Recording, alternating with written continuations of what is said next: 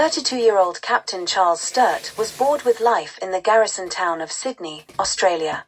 Having fought against Napoleon in the Peninsular War of 1808 to 1814, he found that he could not settle down again to a normal peacetime routine.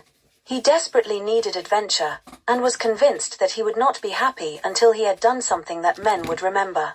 His chance came in September 1828, when Sir Ralph Darling, the Governor of New South Wales, asked him if he would journey inland and try to find the sources of the state's uncharted rivers. At that time there was much talk of an inland sea which was believed to exist in the centre of Australia. And even if the sea proved to be a myth, the exploration of the land itself would be of immense value.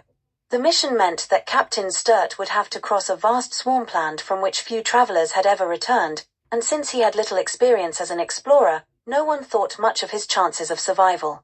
He set out on horseback, on the first of 3 journeys which were to open up the continent of Australia, and gain him the title of the father of Australian exploration. He was accompanied by a small party of soldiers and convicts, and a bullock-drawn dray containing supplies. And Sturt himself confessed, "Where I shall wander to, God alone knows."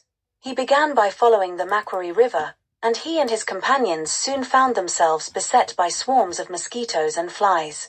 Christmas and New Year went by. Then, one night, the team of bullocks wandered away, and was not seen again. One of the men also became lost in the bush, and did not reappear until 4 days later, when he staggered into camp with his tongue purple from lack of water. After this, Sturt insisted that the members of his party stayed closer together. They pushed on for a further 500 miles, and came across a previously undiscovered river. Sturt named it the Darling, after the man who had commissioned the expedition. Due to a lack of provisions, the expedition was now forced to return to Sydney. The exhausted men had to walk much of the way because their horses were too weak to carry them. When, after an absence of 3 months, Captain Sturt presented himself to the governor, Sir Ralph thought that the soldier would have had enough of romantic adventuring. But Sturt insisted on making a second journey into the interior. "I am only just beginning my discoveries," he declared. A year later, in November 1829, the explorer again led an expedition westwards, this time along the banks of the Murrumbidgee River, where he and his companions rode through reeds that grew higher than the horses' heads. After 2 months they came across another stretch of dangerous swampland. Sturt instructed his convict carpenter to build a small skiff, and on January 6, 1830, the captain and 6 other men started off in the skiff down the river towards the distant coast. Day after day they were swept swiftly along, always with the risk of the frail craft being smashed against sharp rocks or capsized in the many rapids through which they had to pass. Sturt felt sure that they would eventually reach the Darling River. This they did, but only after passing through a part of the country inhabited by hundreds of fierce aborigines, none of whom had ever seen a white man before. The spear-brandishing natives surrounded the party and got great amusement out of touching their skins and blonde and red hair.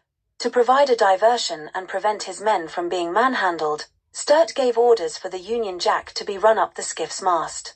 The crowds of natives watched silently while this was done, and then gave a roar of approval. Pressing on, the explorers had to drag their boat across miles of mud flats, until they finally came to a coastal lake, south of Adelaide, which Sturt named Lake Alexandrina. Once again the soldier-explorer prepared to get his party back, this time by boat, to Sydney, 1,000 miles away. But Sturt was now suffering from a painful eye infection and recurring dizzy spells. His men rowed like automatons until they fell asleep on their oars, and one of them went completely out of his mind. Their rations ran low.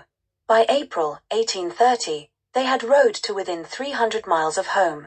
By dashing overland, it would be possible to reach civilization within 3 days, but most of the men were in no condition to do so. Sturt sent off a group of his fittest men, and a week later he and the remainder of the expedition were found, by a relief party, only hours away from death by starvation. Slowly they regained their strength, and then entered Sydney in triumph. Apart from the mudflats and marshes, they had discovered hundreds of miles of rich grassland upon which cattle could feed, and had changed Australia's whole view of itself. "Until now, we've thought only of one small settlement," Governor Darling told him. "A strip of land along the Pacific coast. Now we must see Australia as a continent." But, although he now doubted the existence of an inland sea, Sturt was still not satisfied with his achievements. He believed that he could reach the center of the continent and open the way for more farming and prosperity. He had to wait another 14 years before making his third and most important expedition of exploration. On August 10, 1844, he set out from Adelaide to travel as far into the interior as he could possibly reach.